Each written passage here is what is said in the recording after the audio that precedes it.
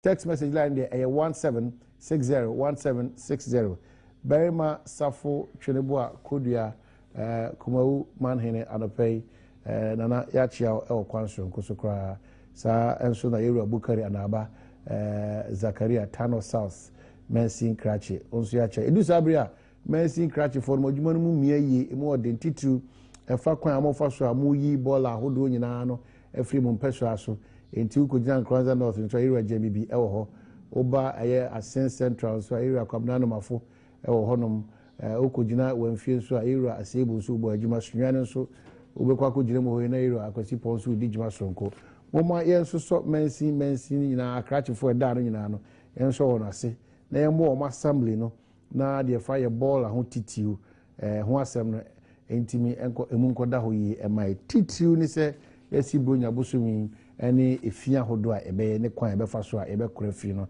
na anko fa ya de bia amfa amre yeni komo on 0302 211 701 up to 4 0302 211-701 up to 4. Na San Comodino and I make sure this was but my main car was on the 27th of this very month.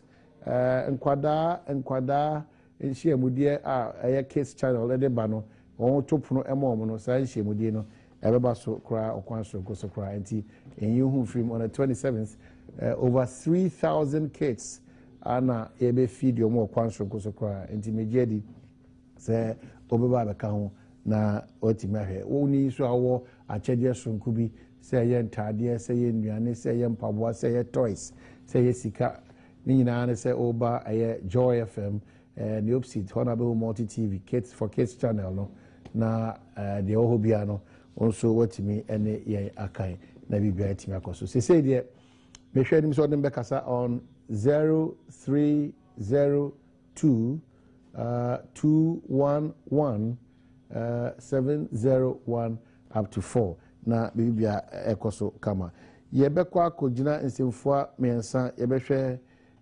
EU withholding 135 euros no million no in support of Ghana in terms of payroll malfeasance no yebehwe ho asem ne aka enwachi retrieval of G desika 14 million Ghana cedi no from contractors no and who asem as to say and then Nana Adodankwa Ekufuado also Nano Atum and this is what Nana says I won't allow my appointees embezzle state funds. It is easier said than done.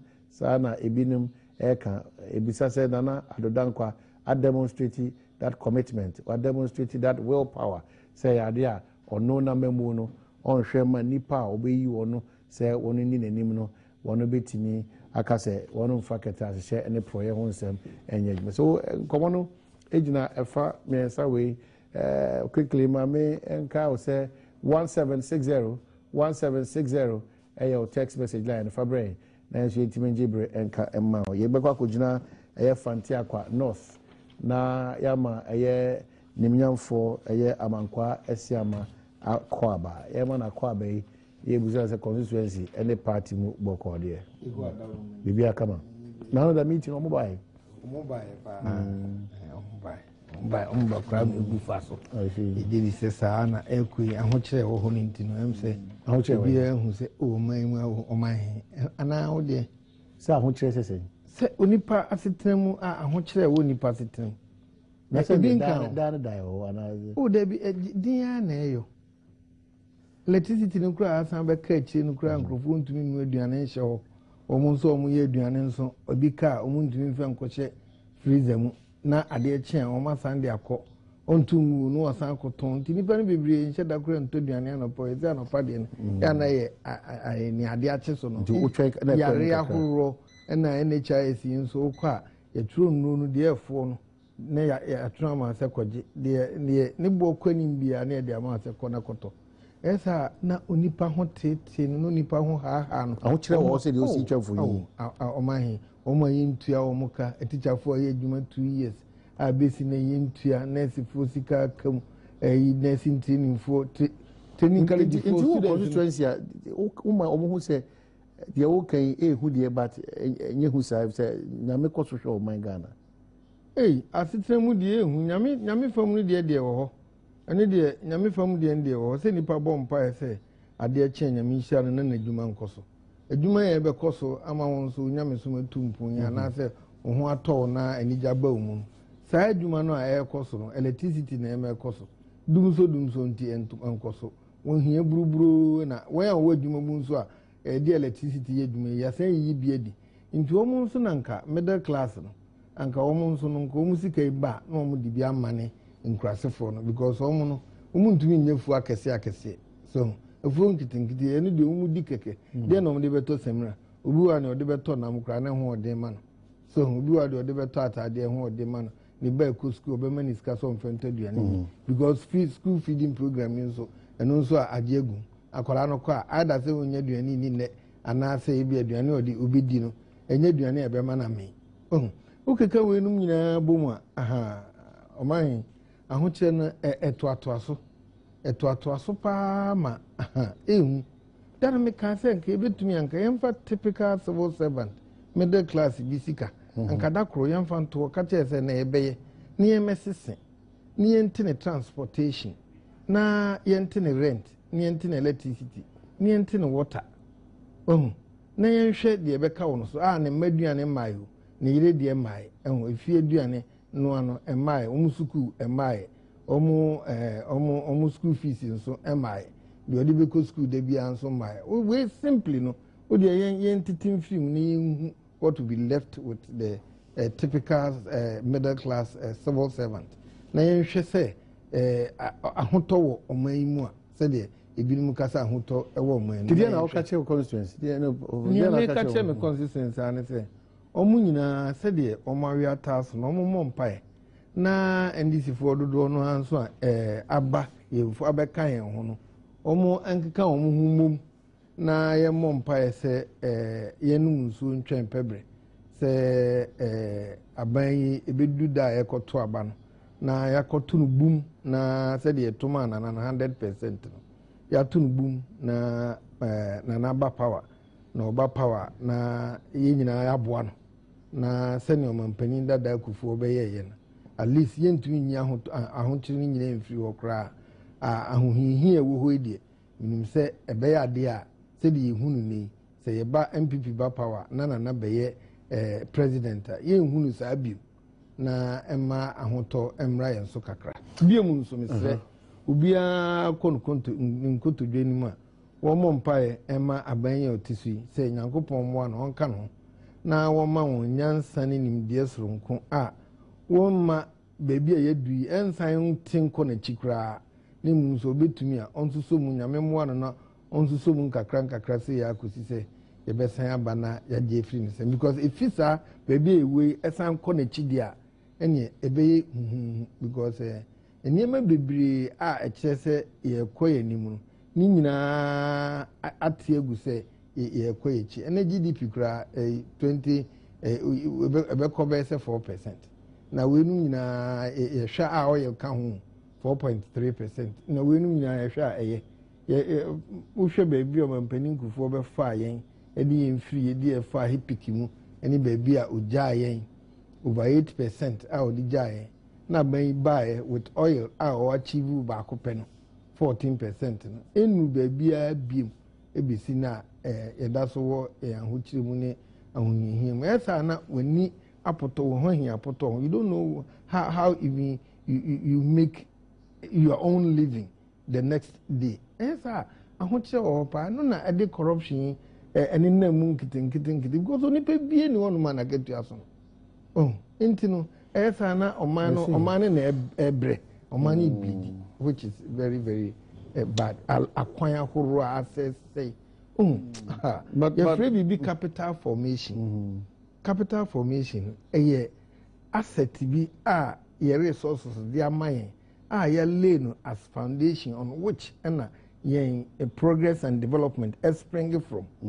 na World Bank say no tia na etiba from tia ne ma omonti ase ne say yehwe besia dodo ko a oman abo was improve infrastructure nanka development and I say spring there on spring fast to say akwan to say electricity to say insuo ɛte sɛ suku ahorow akɛse ɛte sɛ nneɛma a ɛma development ɛba no anka yɛmmɔ anka wɔn nim sɛ yɛabɔ besia ahorow sɛ yi anka saa deɛ no anka wɔsɛ yɛ improve afei no rada no asaa deɛ no capital formation ɛte ba fam ɛno na economics ɛnte aseɛ no sɛ yɛ besia yɛabɔ nyinaa nso yɛsɛ yɛde improve infrastructure na ade ni nyinaa nso nneɛma no pointed downwards bibia nose dive nti ebe den kra na ehu beto yen wo oman mu ade a ehu pa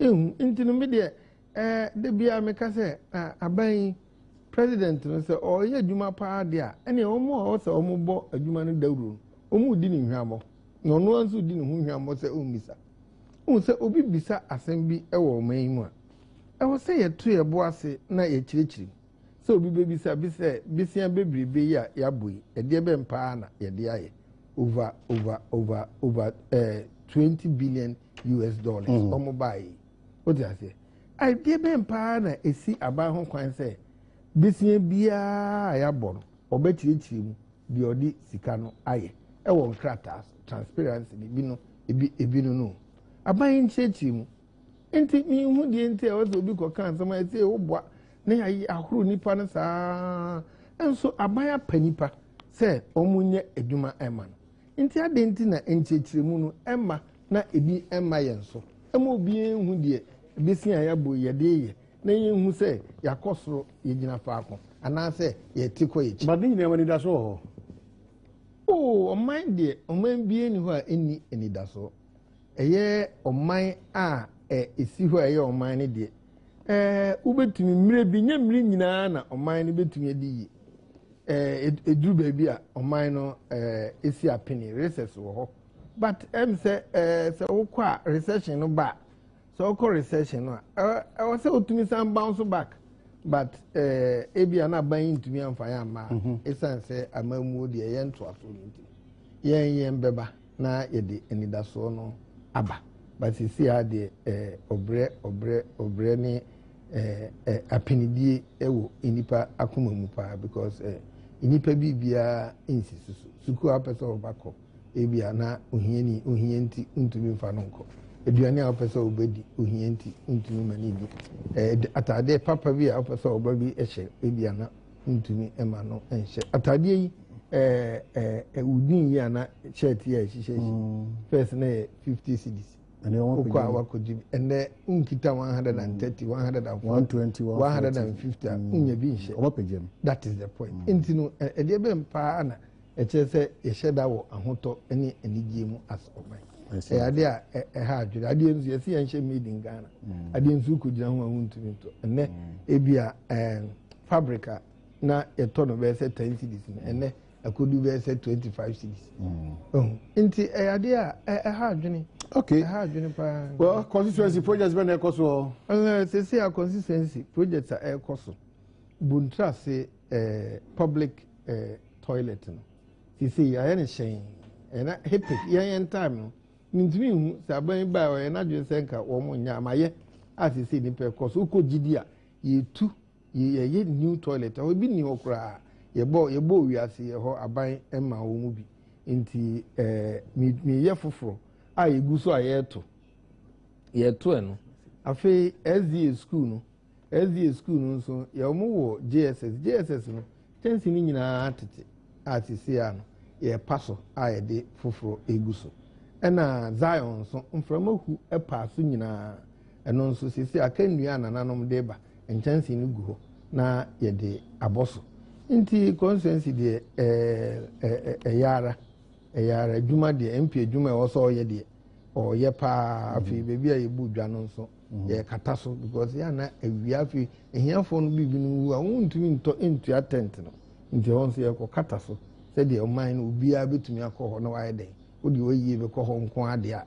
na unhia attent bi a na akata so ama nanka onso ho ato kakra. All right, 17 model school ba ko ameye eno unze class no bi ho a plastic T&J ohun bi da obi o ata akra e wo fo mi ohun bi da so e twata egu fo ho amankola na 6 classroom block na yabo T&J the light akom the computers egu said the Encolano so omo ebeton who a crassy to say begra ebia and say a crassy crum to ebe crubi to say begro so ha and ye may be seen now so on sa akokwaso okay.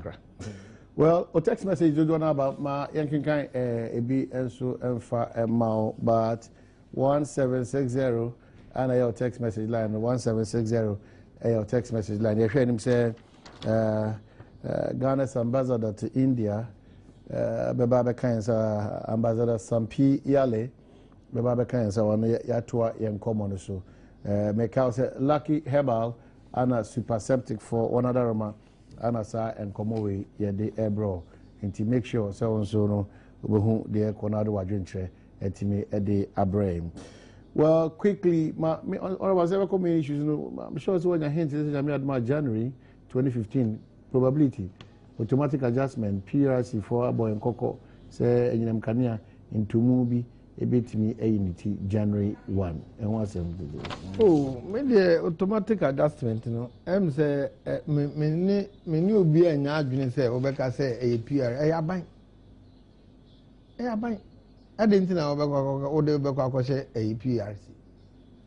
Petro buy a sutiti. Omuni ho ombe adjust na confirm abanzi da bi me pa abandi nchemu aba enti sa na abandi nche enti aban na di nchemu be ma omo se muntum ujiri se fata se sa na enwo se basa enti no mampani kufo boss department se monhwe na montutu ne mayi na onipa ho nto no na onipa ho nto no na brabum ko ne ma yeyi a monteso ene ma nso se ya monchechim na montusu kakra bi ahuhinu se aban me ehu se ni nyina aba na kache nti se aban na yede na ye ni nyina nti de aban so obetuma asembe ne wa yebeka ye kan se ntutum nyina no ye ade a ewo se aban hu se eboa ono aban no emoa ono aban no ye will be a friend lafa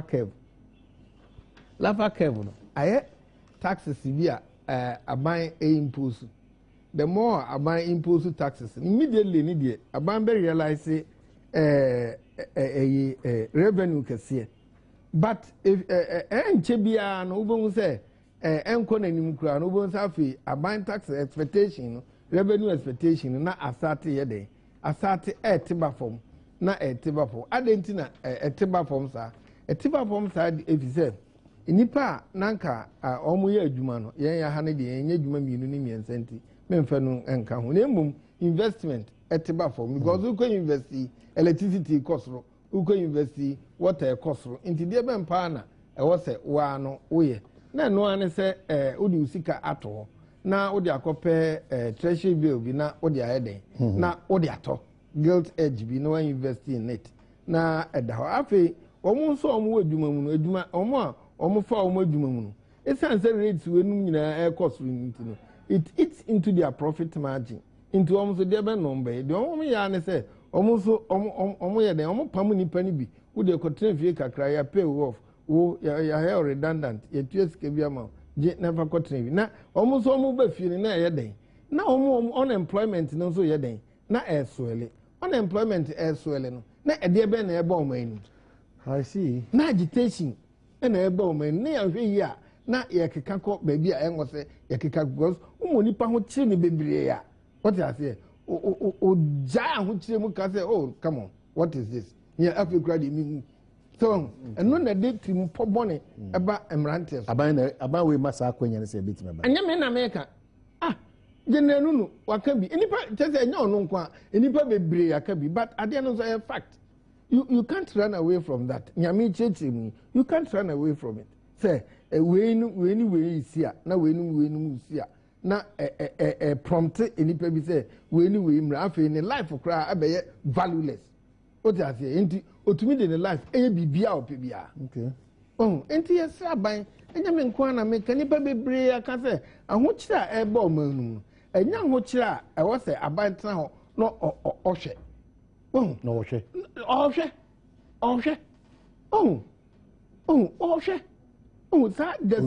so share demonstrations say share people acting with impunity say share unemployment say afi o hwe nipa omutumi hu say afi kra de wi ase mabre. So people therefore act with desperation because of a vista of a future without any hope.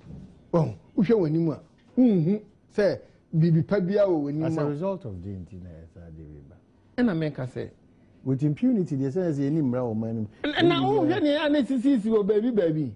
We no makọ ha no oma vandalize ha we no makọ oma kọ shika we no makọ ha ye koye aban office kra kamale no ho na nkrofo koye se ne ye mamu mie bi di so ne akosesa ne ma no ne de fa ha we ye sei no ye sei we ye sei no ye sei oh e de ho kire na ebe nipa so then nipa act na wa best out na bibi e besi bia na se uchi nitum kra na no wato. Oh, but Aban Nisu ne ban Adadi say the old Kenyan is an etiede. Name one also a crowd say Obesiano and Asobasano over the old demonstration. Debbie. Oh, the Aban demonstration idea. Any say rate a tick on a chino. And yes, I rate one or person or Pijacon. Oh, the rates different because we are only part of money. I are for crying if you for Mumunum, Skaka crabby cry also on the Cotogiani do school cry. Omunya. Oh, it nursing training, Omo training, Omu, Skaka crow, Mudinia, ya withdraw. Teacher training college, ya withdraw. Oh, ain't it Ama Obia watching? I say, a Sikaphone one as they say, Omo and to Omo, Omeye woman. Say yes, sir. I had you papa. I had you in this. Say, a BRZ or the PRC, January, Omukotum. So that's Omutum, Ubon have electricity cost, water cost, be a cost.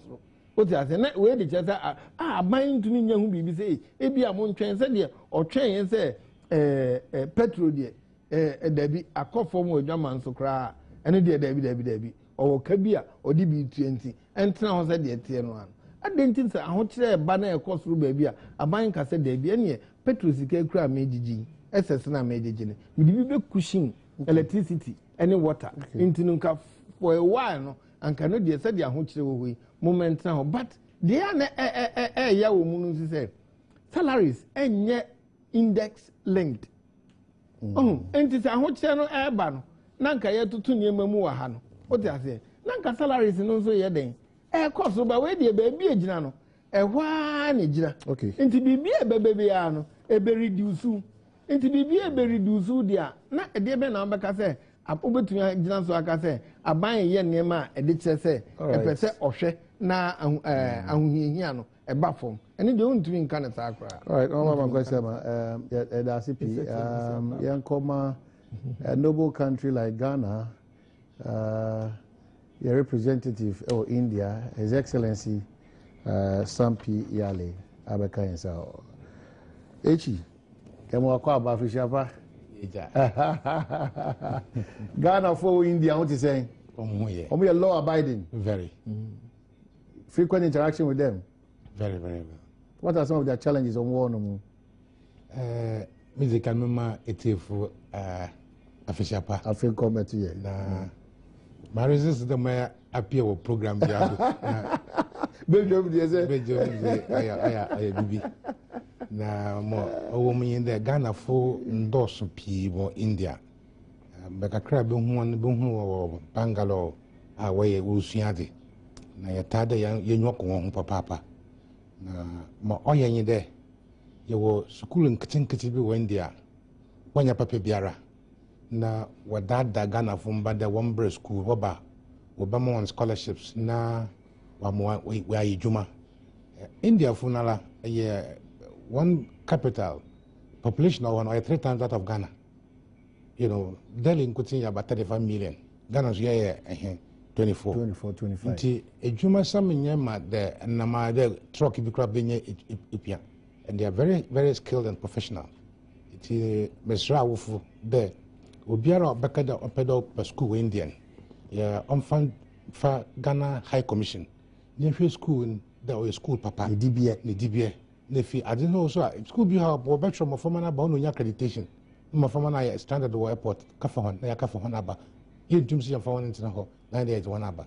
na ono onya some papa ntin awofo a wetim omo mozna no wontu hon bafo oye cheaper, easier and more convenient there ebe mo banafa Ghana High Commission there when you school in be man because Indian banana po or the scholarships for Ghana High Commission the from Minister of Education yazeba ntino them scholarship in Zanzibar ho to kakra ogum. Your Excellency, with your experience in the exposure the meji ni India kakra fi honum fiti enra besi enano pay what we have gathered and it's Ghana for this year or more Libya almost on Western Union no and one sem to sin kakra o ti untimi fasika nkoma nti share on say Libya da Ghana ni baby be fie no na on nyina aboabo on sika no nom de amane say ne oba asuma sini obenteni eno mu na yesu amade ni na de akokam sisi e kan wasemi ye Ghana for this year be oha our more $58,000 akokam esen dize Libya ban say obagya tumpo say sika no be free ni kroma na chese embassy no wo Ghana nsia na mu ni wono ebe tro krata abase ampa we mu ye Ghana for this year mu ye adwuma esefata no mabo mu sika no ba hwe the etini petition omode ba na omo stress bedu manpan ni sebe wada omo zo no ene se yensi anamu ni no ho no me nkoka efu ano se anamo otini na mo so mapem na no osinya de obachuro sakrata na ajaji so nyak sakrata no ansa na wajemu e de amasa omo fasika na mro omade hyewa e ba ne se ya ho asem kan etisen kakra de meaning the actual facts of the case. Na a fan of making, na fan making. More woman there. Semen two canancha mean the Ghana Hankutin Nanyan foreign exchange transaction or for them. Meaning that. Say, India, it $1, it doesn't mean anything.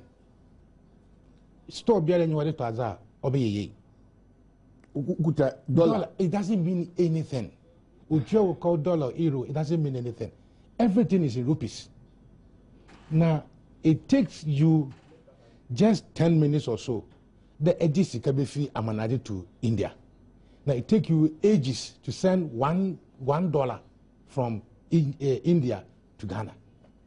Because one foreign exchange regime controlling, you're very stringent. Very, very, very stringent.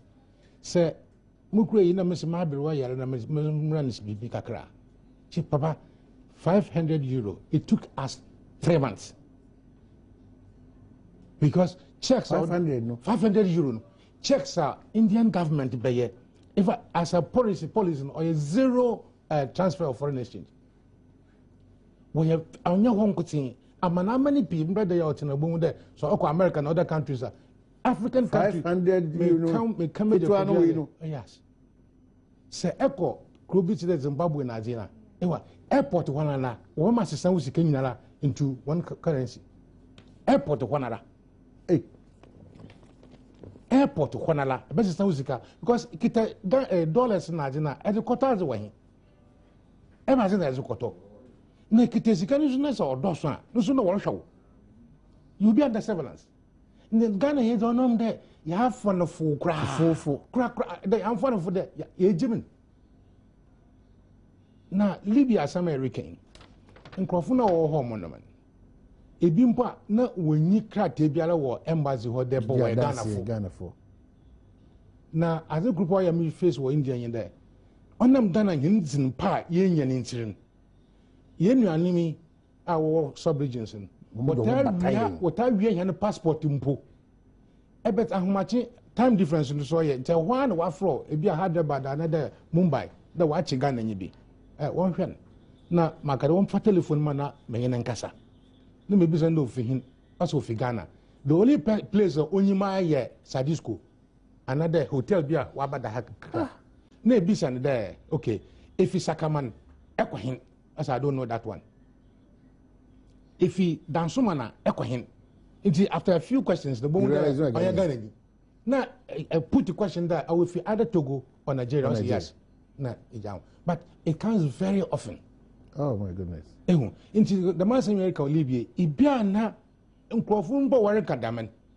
wɔre ma nyimpa koro ne daba Ghana ha na wɔn nkrɔfo fi Togo na Nigeria so wabɛgye wa ma ya yɛ wɔ India for example in the Ghana nyi bi biara ko school bi ya ma na identity card na yɛ de Ghana letter so aka no yɛ mpɛ dɛ wo popo no wɔ nkyɛn ma mekyɛ na ase nti bi biara ntam na na wafrɛ hen na yakɔhwɛ ma de kron ɔte now sɛ ambassador wɔ hɔ na sɛ wɔyɛ bibi na sɛ ɔnkasa wɔn ho a sentiri bi wɔ hɔ enwe ɔwɔdɛ wɔhwɛ na wɔka ho asam now sɛ wɔyɛ krɔfo wɔyɛ registered workers wɔ in a friend Libya at least wotua wɔn ka wɔ pay slips na adze wɔ hɔ botum da support one claim to the Bank of Libya na Ghana government handle but it should not be the case the ambassador is so negligent and that obi am tie wɔn asam kran so nka ho hwee but there are some reasons and say that mean I'm not even expected to hold dollars na watch airport there Ghana you know get a better $1,000 but mama is education no mama who says but you wala ko krom ho na le who who says say that down no be say manyim and do airport ho na la signboard boho go to a foreign exchange that's the first thing that it's on arrival in foreign exchange na sikana la wala li ko hwan mo wesin na wayen wala po akoma butu there e be say more than working ewa na Ghana here no efo so a efa Carolina bibia dollars bi wo but I'm so surprised I'm shocked I see then to was wayen dollars ewa adi ankopan Delhi the Delhi police will be on you 5 minutes arrest you why and there anyway $1.2 in the coach and issue all right so Sampi Yale and energy and common for honorable from Amankwesi Ama and so I'm saying energy and common yakwa minute back up yeba and common bottom top approach nanado akasa or say media memma on memo madwuma ho kwan say omde ketasene proye ebedi dwuma yebehwe nanado ya hwe ne nsema oka na afi yaka ho asem 1760 or text message text message line am tell government to pay contractors after using our own money to build for more than 3 years from Asanaf and from George Odoma Incro invite new Edubiasi MP to your program nowadays.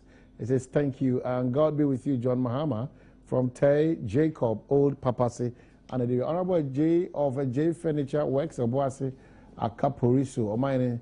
A serious galamsey is going on at Bui Dam, which will result in the destruction of the multi-million cedis of taxpayers. So government should take immediate steps. And this one is to say good morning to all family members in our Ampoma BA who are watching you this morning. And please, Omaine, ask Mr. President to pay teachers who've not been paid for the past 3 months from December from Usu or Dambai and Odiaba. Omaine, Merry Christmas to you. And we are grateful to your morning program. May the good Lord continue to help you with your heart desire. 2015, Omaine, you are urgent to Ghanaians. Boy George, your BA, MPP, Deputy Youth Organizer, he says thank you. Hey, Omaine, is Ghana serious fighting corruption or just lip service? How can officers as if you also defraud teachers and prospective teachers? And when we report is sent, these corrupt officials brag about that they have bribed BNI officers investigating them, and therefore they are going scot-free. I see. Okay, concerned teacher. And Ghanaians are hungry and thirsty. We need the MPP to come and give us food and water from Captain Doe. I'm appealing to all delegates to vote for Kofi Adams and my God-sent father, Dr. Kofi Potofi, Mr. P from Jonathan. Also now we have 1760 text message line. That's super septic for us. And a lucky herbal for us, consumer chief executive, super lucky herbal, Yako, 10 January 2015, Yababa Tawachi, Abraham, and that area for me. Well, Ghana for the Shamo India, Mate, the good thing is that multi TV, it drew India. It, you know, Osha, Yenina Excellency, some Piale na Aka, and some dear, what kind of Bomba Basso, the all cancer should be Mr. Ura, Wana, so Diana say, and Confessica. Sunubia enya omusika no enkodi djuma afei de kokwa obo awofo ɛne sɛ ne die sukuu no dodo na no ayɛ kɔhwɛ apa sukuu on dada adehye nti sɛ wopɛ sɛ wokɔ sukuu India wo de embassy honom no wo di kan de ho krata akoto a na ɔmo ahwehwɛ ama wo sɛ ampa sukuu ABCD we a wokɔ die ɛyɛ papa ɛmfa ha obi amba ɔmo bɛsa ama tumi krata ne ahyɛnsode a ɛbɛkyɛ sɛ wo yɛ Ghana ne dehye a ɔmo agye watum sɛ wo ne ɔmo di nsa wɔ so India sɛ bia bibi di twirepɛ na ofrɛ ɛyɛ embassy ni pɛ no wɔka sɛ ampa wo de wɔka ho nti yɛbɛba na yɛbɛtae wachi saa pɛpɛpɛ na sɛ ɛkɔ na yɛyɛ senti ɔkɔ aso nkoso ɔmo minim sɛ ɔbɛka bibi aka the experience ɔde aba because before ɛbɛkɔ topic nneɛma bi ɛbɔ wɔ mo adwenem kren sɛ ɛyɛ sika sɛm yɛ ade bi ada ahoɔden kwaa na ɛkɔ yi wohwɛ nhyehyɛ a India foɔ de ato akwan mu a yɛntumi nyɛ saa nhyehyɛ ni ba bibia sɛ dollar saa nkitawudi ni ba mmerɛ bi ana saa atwe kɔɛ ana anɔpɛ his excellency de asa ade abɛto so deɛ na ɛbɛtumi ayɛ yɛ sika no yɛdi yɛ ho ani adeɛ bibia yo me nkɔ ne full length no but mɛsɔ baabi a ɔka sɛ ɛte sɛ wokɔ osu no mu ne ade sɛsi a wobɛhu sɛ dollar yi ne nenam hɔnom pound yi ne nenam hɔnom ne adeɛ no sɛ yɛbɛkae a ɔman mu na black market na ɛwɔ hɔ paa nti aban yɛ ne sɛ black market na ɛwɔ no ɛneɛ yɛmmɔ mmɔden a ne yɛnya forest brews nti aban integrate onto that black market ɛna ɔcreate sanity ɛwɔ hɔ ɛna ɔde light ɛtum mu ɛna obiara wɔ threshold no wobɛtumi abie forest brew na wastate agyegye ɛho sika ɛno no aban monitor deɛ but ɛm sɛ last year budget na aban yɛ sɛ anka ɔbɛnɛte brews no nyinaa na anka wogye yɛ akuro ne yɛhu sɛ one central unit that is the point na anka yɛhu amount of money ɛba in every day ɛne ne yɛkɔ out every day ɛno anka ɛbɛboa aban ne Ghana nyinaa but wei wɔ hɔ na wotena ɔman no mu a tam bi a wotumi dwene ho ase yɛma yi paa deɛ security paa deɛ kyɛ sɛ security fo no so mu yɛ adwuma yie ne yɛhu yɛfeele sɛ ɔmo yɛ adwuma nyɛ ɔmo koraa na wɔ sɛ ɔmo yɛ den ɔmo bie ɔmo they don't have to swank about what they do also yɛma wo feele wonya atenkansi ampa bibi wɔ hɔ bibi yɛ adwuma sɛ wofa ha wotumi sɛ aha me nam yi deɛ mepɛ sika sesa mahu forest akwai ogyina kuro bɛtumi sika how should that come on your mind sɛ obi ogyina ha no ɔno tumi sesa sika wo koraa wonyɛ security officer no it has come on your mind wonim sɛ akwai ogyina bɛtumi sesa sika how na yɛwɔ security wɔ ɔman yi mu na saa nkurɔfoɔ egu so sɛ yɛ sika wɔn ti na yɛn ho ntɔn no black market no sɛ kura deɛ ato ate se am telling you baabia na bu wɔn bu nkurɔfoɔ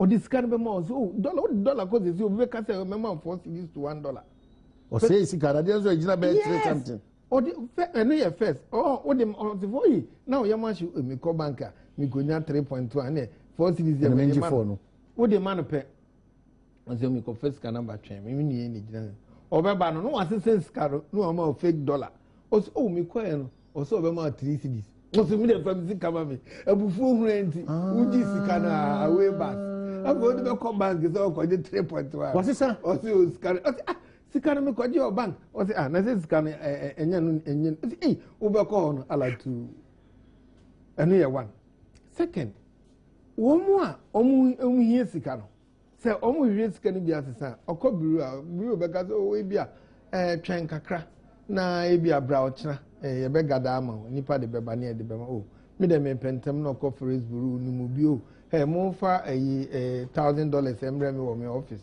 ɛyɛ sɛ ɔsɛ 3.5 saa dabi 3.5 no na na ka na bɛbɛ 3.4 ɛnde ogyina no ɔde papa na brɛw na wagye 3.4 no ko sɛ wajampo 3.1 ne de kɔ 3.4 enti ɔno ne deɛ no sɛ ɛsan na ohun sɛ 3.4 nkrɔfoɔ to na ɔde kɔ 3.8 ɔde bɛkɔ 3.8 nti nkrɔfoɔ bɛtɔ na ɔno nso ɔde kɔ n'anim sɛ ɔno nso ɔpɛ sika enti ade nti na wɔsɛ yɛma saa market na existe ade nti na wɔsɛ yɛma black market existe ɛnɛ a yɛwɔ phrase brews ɛwɔ Ghana ha ne yɛtumi ka sɛ yɛwɔ yoko ne yɛtumi ka sɛ yɛwɔ police cid ne yɛtumi ka sɛ yɛwɔ BNI district bi a wobɛkɔ bi a BNI wɔ hɔ nkra ha ɔmo nyɛ na plain cloth ɔmo nyinaa ɔmo wɔ hɔ nti ade nti ɛna afei deɛ sɛ wɛnu nyinaa wɔ hɔ deɛ a yɛgyegya yɛ ho ɛnɛ fitch report bi ɛsi yɛnhwɛ yi a dollar no yama I'm for na mantemu dollar no be sign shoot and affect all other foreign currencies. Enti yesra ban omumodi ni pay adwuma bo aban omumu aban. Opa ma president nka say omu 1 week black market omu stamp out. Ubo say ebe happy. 1 week you know they ebe happy. Do you always need the president to come and put in this reminder? And na make say ni pay mo aban no. And no was saying nipa mwa president. Nipa mwa no. I don't know why. Because the name may be one who cry. What you say, I didn't know was a way. I didn't know was a president and I catch him some way. I didn't know where I was say. And then me say, Assembly or Coca or Ajazi. And I'm sure. Was saying we are, I can't. Internet just is they call Brazil. Not just say, yeah, processes meaning informal president and outfit. But the president seems not to be aware of what is happening. Internet just say, or yes, in Papaniana. The president must call people to order. If it means over sacking crophobia, plainly, no. Or to find a gentleman. We were to the work of one and no good for doing so.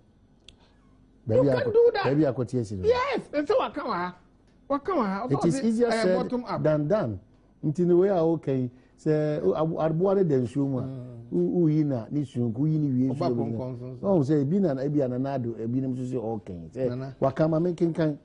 The 2016 flag bearer of the main opposition New Patriotic Party, Nana Adodanko Akufo-Addo, has said he won't allow his appointees to embezzle state funds. I don't think any flag bearer president has that meaning within himself. Say, maybe I'm a I will allow. Say, men call for memo, more bucket and send pro, and say, obey Allah. They said these observations because said America say assembly can try now meaning assembly. Okay. If he is elected as president, I have told members of the MPP, anybody who wants to be in government with the intention of coming to steal money, it will be impossible. Another quotation here. Anybody with the intention of getting rich, go to the private sector. That is where the money is, not in government service. The former Attorney General told a party gathering at Medina in Accra, he said he has already urged his party members who may be keen on making money in his government should he become president to rather venture into private enterprises, since that is where they can make money. He said Ghanaians should take him by his words and vote for him in 2016 elections. If God willing and I'm elected president, remember what I have said to you today. According to the Foreign Affairs Minister, his mission in politics is to serve the people and not to enrich himself. I said, my papa came and said, and I'm a cousin, and you're inscrutable. A plane. Nana, I said, no, she nippana or can't say, what I say, baby of fever, and ne Bobiane, ne Dumaye, and ne sitting. Near Mekane say, to a begging see Nana previously. Na do no agency, yes, your channel. Yes, in another your bar, or Shenya Mududo, Nana your bar, obey a fetch. Oh, and yes, her brain, yes, any pan. What the way, well, send an uncle for the day. And you may be saying, what do you cry to me, catch us? They won't me find funny. Or in another. I tell you, check. We are saying Casancasana, you won. And Pempino, Ayana, a casse, inipa ba abaimua, Ayana, Nasitana Essesa. But say, if you move, I am research bibri, ye cry, and publish it, na shall. I think I, and keep it to me, he said. More often, inipa Ayana, a bit accomplished in life, and I say, Omo, enya. Abu omu brayi omu ba ban mu a ya na wo bo din ho ban a won pese wo de efi bi ebe keka anya bre nyina ana nyi nipa nyina amre pi no empem pi no sana ya na ete se ye research na ibehu e wo Ghana e na wo nso a ya na omu enihwe a omu ba ban mu omu ba ban mu se ye research no obi atro thesis on this and also from out make us and also you be who so one sheda emo brebia no mo ba ban mu e ya na dodo no anso fun dodo no anso fom sika anase dodo no ano be pese omo so be ye te se de ebinum aye accomplished se ya na obeka ya ase bi nketia general otaka se ye de ni sika te se MPP for ye de ni sika te se MPP for no asem no potin no na on pese obeka on pese obeka o pese ya na o pese o ka se MPP for abobra o ti ase ye ni sika te se o na je se afi no omo de omo ye den omo pebie that is the implication. That is how I understand that Afrina NDC for pebie but so far on only words in the another just MPP for the accomplished na say all the sad to research see a research study see juma ma explain there na che say ye ha no dodo no ano nipa dodo no ano ye ba ban mu na pentem say but you can vouch for Professor Mills late. You can vouch for His Excellency J. Kufuor and that of His Excellency John Dramani Mahama. But I cannot, and I'm unable to vouch for Nana Adedanko Akufo-Addo appointee. I don't think that His Excellency John Dramani Mahama appointee Asumesiano Bentino. He empowered that person to go in say go and corrupt. All the position in the man. What you say? As some of the catch them. And wo the position so o de man no de mean ene o actions bi o be take ana wa take wo hu say you dey hu ana say me ye ni say e be ye ni say because o share spate of corruption yetumi on earth wo saa aban yi epenso ekoso be ya what you say utumi ka say o mu di president ni nyamo wa appoint o mo de nanso ne ma ekoso na nye yetumi appoint obi say sikai jidan samsem yetumi appoint obi no allocate revenue pa heavy public revenue na atsan kodu baby say there be yam kone yen kojebra how come say e was say obi a oyes 10 pa ohwe na administration ye pa wukra usro no ubetumi committee revenue kese pa e betumi affect the economy of the nation. Wouldn't say fraudulent and not say and yet well thought through. Okay, so which appointees deliberately or whatever or more His Excellency Administrator, His Excellency, and I making sure say Mranebe Jumana Pepe Unity, one of them Shaman in Yajuma. And no, a bigina incompetence on the part of a bigina connivance on the part of the hierarchy of the administration. What is it? Inclusive is the president. Let me say on the part of the hierarchy of the administration. And I'm saying inclusive. Say, uye leader. Assembly baby bian. Yet the four of it. Okay. Entertain bian. Also, you're careful. Now you perform with circumspect, because a man is hard there. They will throw everything against you, no matter what. Because sika free o mai confessing.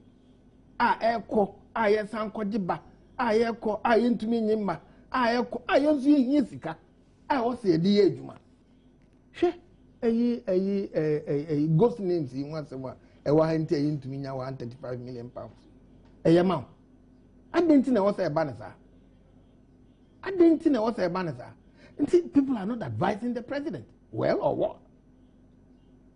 You see, untumi the echo anti president no only special intelligence bia enema kasia say e wo senka eba ni chief ho ama ni chief advice no oman enema ekoso Ghana no ehu I tell you ehu pa fi say secretary di year was eba na be boa 135 million intumi ma if say ghost no ghost da NDC ba power pe and almost started so many ghost names on adwuma anti besine yentumi incline here eninti we eboye nyina ebinum kakra edidi nintu no say sika we ebo Ghana fo nyina ho ifo na edidi na nya no ma tro no ghost names nya ni pa na bishem ifo na edidi omo didi no omo yi ghost names fo sika di anu na meka ho asem. Okay, so anu ye hefo no. Anu ye wo machine ho. Anu ye wo employ nipa. Anu ye line heads. Omojidi. Abroad be ye be system ni man. And I make us any pay the president in your mama can want it. It was a president to Finani. Boom. Okay. We should pray to God. You should pray to God to give the president. I didn't be I'm say extraordinary. Boom. Now, otumidi there. Otumidi a question, and there may be the presidency not to be questioning. It seems like that. It seems like that because in Emma people are failing him, and he should sit back, right, and give detail to everything that passes through him. No, Papa said. Ebia ebinuma sheda na omo yesa. Okay. Ebinuma sheda na omo yesa. Ebinuma sheda na omo yesa. Even though I am in Tanka, the way I know they can better. Tamamoko, India, the first court case I made Kadam Kosha one court system was against the state governor of Bangalore. Now, ordinary person, no. You can make a Korea bank. Ordinary person, be no feed off your man now said, your known income is far, your assets is far more than your known income. But they jailed the woman 4 years, state governor. What? Yes. They jailed that 4 years. Then the prime minister said, I did not appoint him or her to be corrupt until she should go and face the music. State governor of Bangalore, there is all research. Now, Ghana, they be a metaka there. Say, enjoy NPP na NDC insurance na yede mankrofona will continue to do what we are going through. Because say NDC ni bibia, the NDC will give it an insurance cover. A touch na why we're prosecuting witch hunting. Of course, if you are which you should be hunted. NDC MPP for suit, it comes the same way. For example, if the IRS of Ghana is operating like any other revenue agency in the world. Now GRA. If you are operating the way they should operate, inside bebre in Kodo Ghana. Nipa bebre form wudi. Master. Funding of elections, electoral processes. You know, you have somebody coming out to boast there, I can give my party so much money. Why are you doing that? The following day, the IGRA would come to you to say, Musikan, if it was a gift from outside, we should give tax for them. We don't do that. We don't do that. Fair. And I know, I'm the media in Ghana News. The Chief Justice was lambasted there. He was so sad there. Court a while the only court I want for case in Koho, a financial court. And what is this financial court? So Auditor General report a Public Accounts Committee. Is it not disgraceful to us as a country? Yeah, fight corruption. Now, of all the courts in a Hong Kong case, there's no case. Yet, you have pastors, you have politicians, you have lawyers, all of us talking about corruption. Talking about it is not the end of it. I see society is what killing you.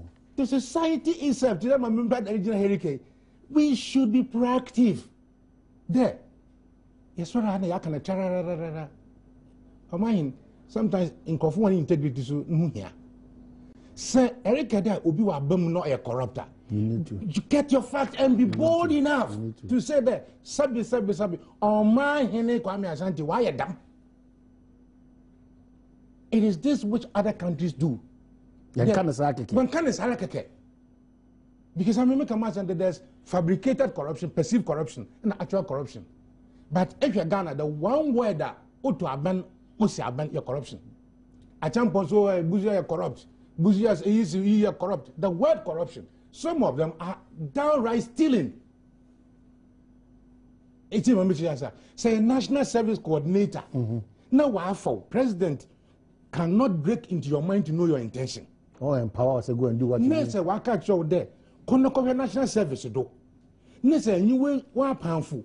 Sika what the boabo no what the share national service. Na se wo for con what the ghost names do go da.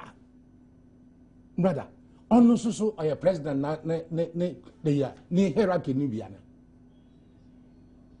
Chief say wo krom wo man sininim ehia wo ho na what's there yenye programmer odibama northern region so Savannah accelerate ayo ho ejina na mwala mu fi krom ho area ho se wo kodo de ndua wa bra opebera ne sika ne hyewa no so ya president nasama it's a bit here. So sometimes because of the insurance we give. So the insurance is the problem. Insurance is the problem.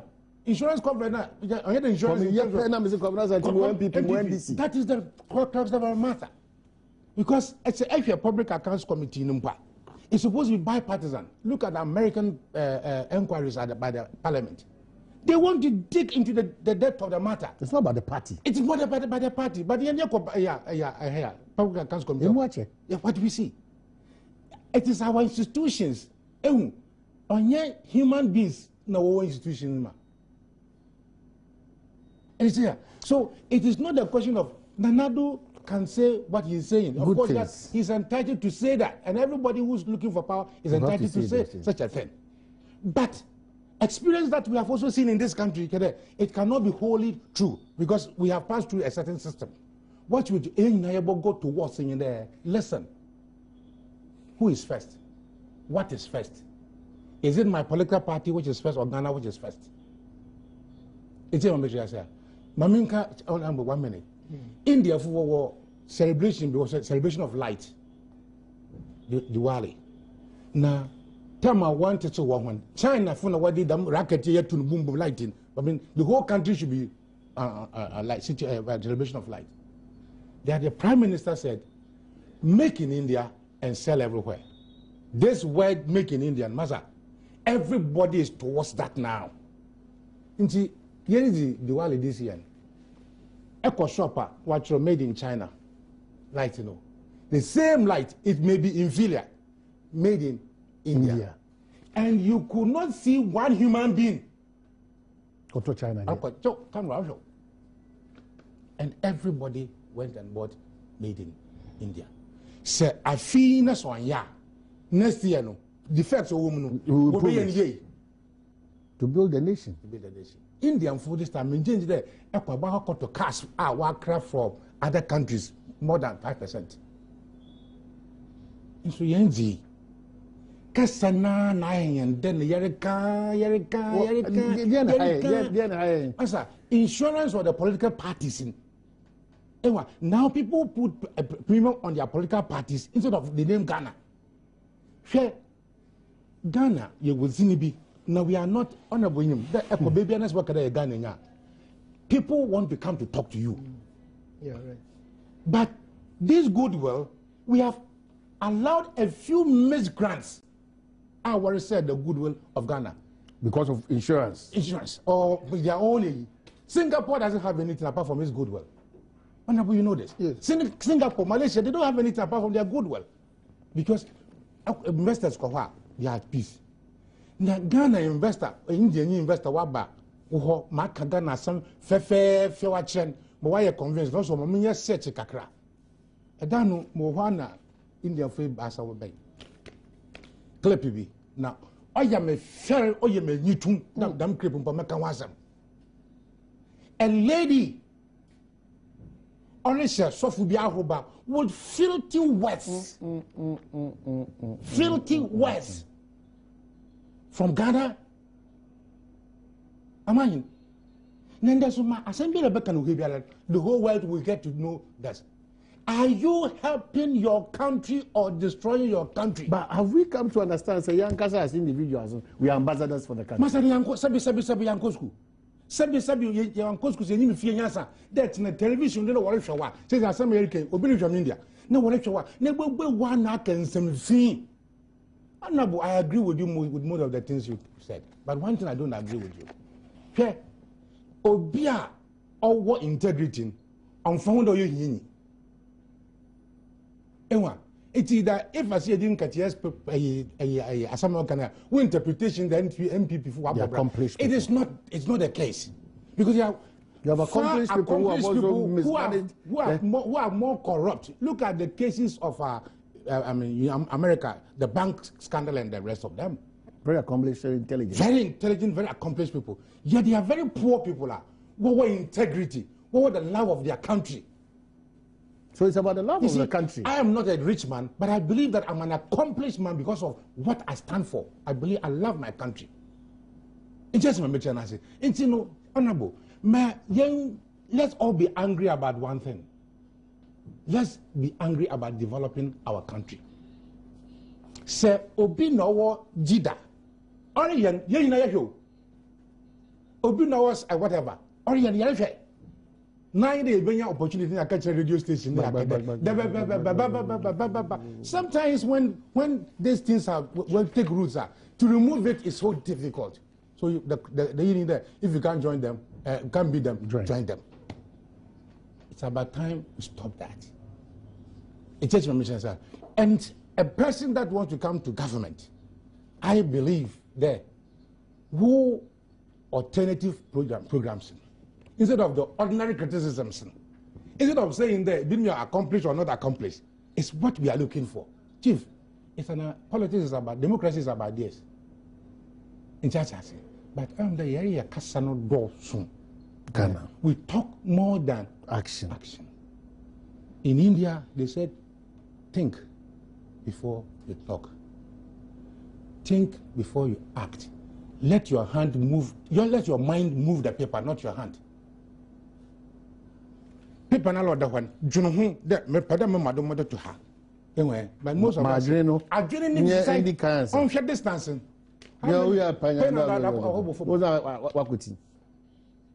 The world now is being ruled by the brain and not by the mouth.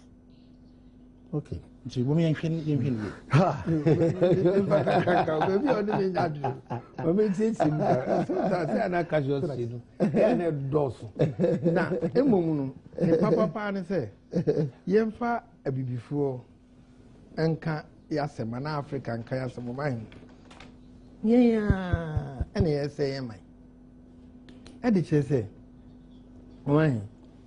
Obi a teacher. What could you Onipaneka it is a 400 Ghana? What does it? Only pay 400 Ghana. On to me, Ninkusibo Somi. On Unqua campus, ne Yirin in Macao. I'll come down to that. O mine. I buy bien, say, oh, Munyan is near to electricity, near to water, near to a fuel. What is your mind? I buy soon perfect, I buy per se, or getting the books no right. Name or man for near day, a sofa. If you say, Western economy being one more, a bay way the actual. Who say he made mention of Singapore? He made mention of Malaysia.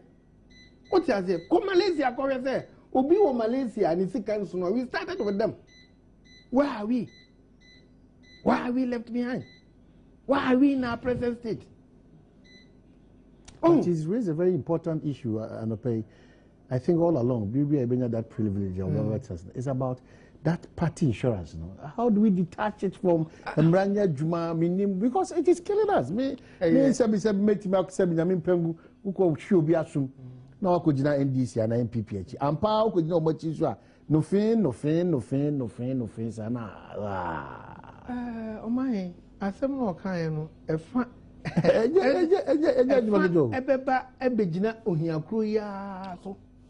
No, but the insurance, we should try to just avoid that. Yeah, division, Adentia.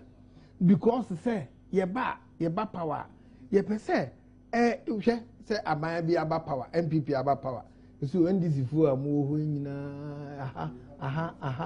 board, Cleobia Grabu, no more be goofy.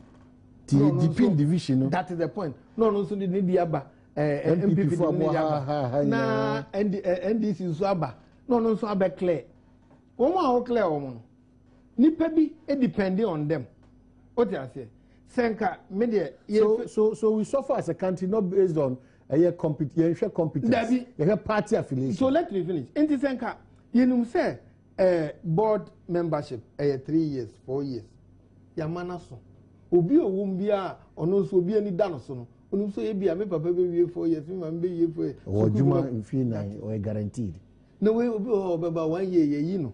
Inti de no depending on that no. O ka say that party ne be yi no. That is the point. Okay, so that is the point.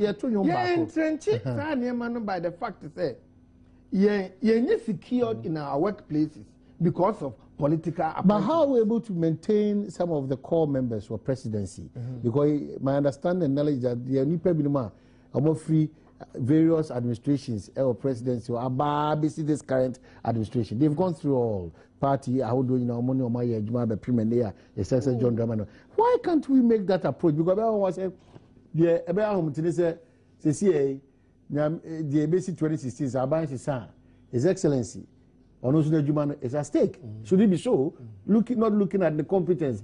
Any more waiting with the break Ghana. Independent, no, MPPs, and some running and some funny papa, and fun of fire, and fun Adam.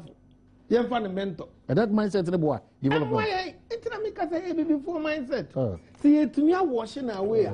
And then processes, no, echo and crank, who Juma Mutam, so Wamba, Unya Juma, you it's a paradigm shift. But it's sad that the echo is not based on competence, it's based on party insurance. The country be just one time. Until see a new bit is in a neck for 10 or a savvy, or a servant, or a salvation. Oh, knowledge, or a serious, and all natural. Okay,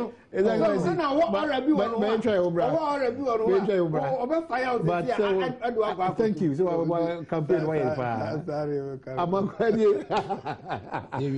1 minute, you try 1 minute.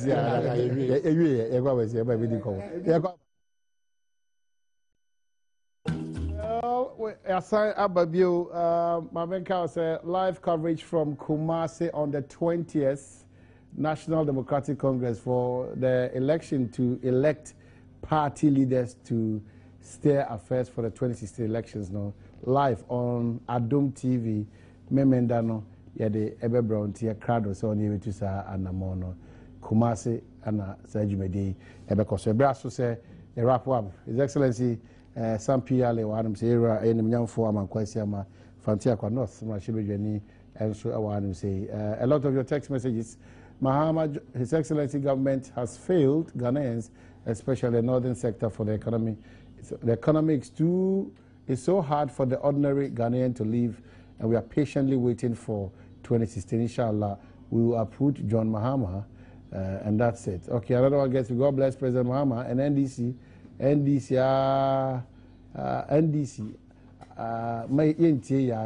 Denchi from Obuasi in Upper Denchira West, not the way about. When so say, Omayani, please correct His Excellency that in Zimbabwe, USD are accepted and used for all transactions, so one is required to change all currencies to the local currency at the airports. Yeah, Zimbabwean dollars. I was there for about 2 weeks. I meant to say one is not required to change currencies into the local one at the airport. Okay. And hi, my name is Roger from Takwa. I will appreciate if you can give me contact of Mr. Yale. I want to be clarified about some issues with respect to schooling in India. Please tell the MP that we don't have classrooms to learn, so he should think of the children and stop saying he has roofed the building from AME Zion Primary.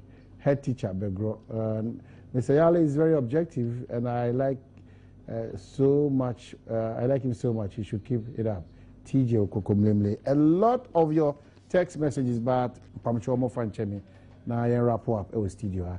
Now me aduma. You better so I can come. I'm Pamchopi. Zimbabwe doesn't use US dollars. They use Zimbabwean dollars. You know, and I mean. Is it not about time that Ghana ha? Yes, I have come the side you to your quota. It is time. You know, we are practicing democracy, but the expenses around democracy, we can cut it down. This is your party campaigning. primary simple assemblyman put. Somebody said this winner take all in, and other countries now are moving. Hey, you search the countries.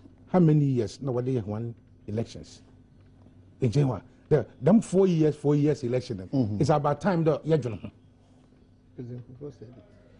if it's a 7-year term, one. The Constitution has safeguards for impeachment and other things. So if the person is downrighter, but them 4 years. And what? On what are your cows so? Every 4 years. Yeah, I mean, one public institution now, you will make money. Your electoral commission. Are you listening to me? Electoral commission. Why should they have this annual 4 year ritual there? You bought to a bank and you could be able to register. Why is it difficult for us as a country there? Birth and death registry linked to electoral commission, linked to national identification, and all of them. Say, except India says the following day you'll be given an identity card. One. All-purpose identity card.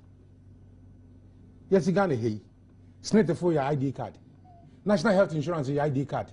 Electoral Commission, your ID card. What is the essence? Any one central point? No. Say, you were one central ID card. On my 18, they will issue you with the voter's right. Was probably automatically. On my unti tax, what the tax bill bebro. Say, obi a good react to tamale, sabi tamale. Annamankana obechin. And the whole world is moving towards that. Why are we not? Why are we not? Electoral Commission staff, what you have 4 years ban elections. We are away there. Big man. I feel be about this about or Ghana country. We can make savings to build factories for our youth. Me pain in there. Some of our institutions don't think about the plight of the youth of Ghana. Almost in the core. Yes, because Ghana young youth what about 50%. Yeah. Now, we can make a lot of savings. If every 4 years you can do a campaign, posters, banners, you do boom. Now you invest into the youth and their future. That is one solution to the winner take all or something. Erican. 2, people should be made to declare their assets. Am I in charge of material? Yes. So it is not like a MP. Sabio, and I'm a minister. Sabio, Nama Kobokon, another Makovia, Amanisika. And those of us who comment and talk about corruption, we should take the steps further. Am I in the chair?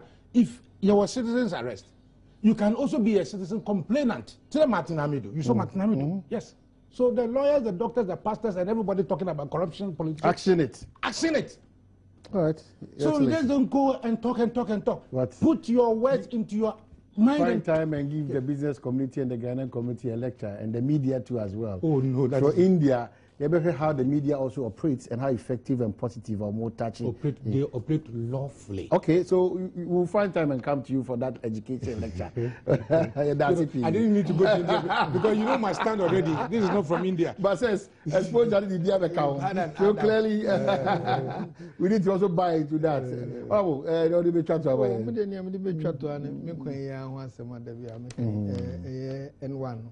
Yes, whoever all clear. A railings, metal railings, or make sure say or the replacement, because there is a reason why they were made there. Intinya say a bubu namu year, not a betrayal, because the vehicles can cross.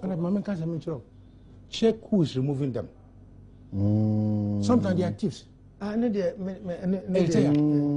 the Cape Coast Road in Stopi, Wijakwanen. This was a man, well, just what you try. So everybody thought they were from highways, not knowing they were thieves. You see?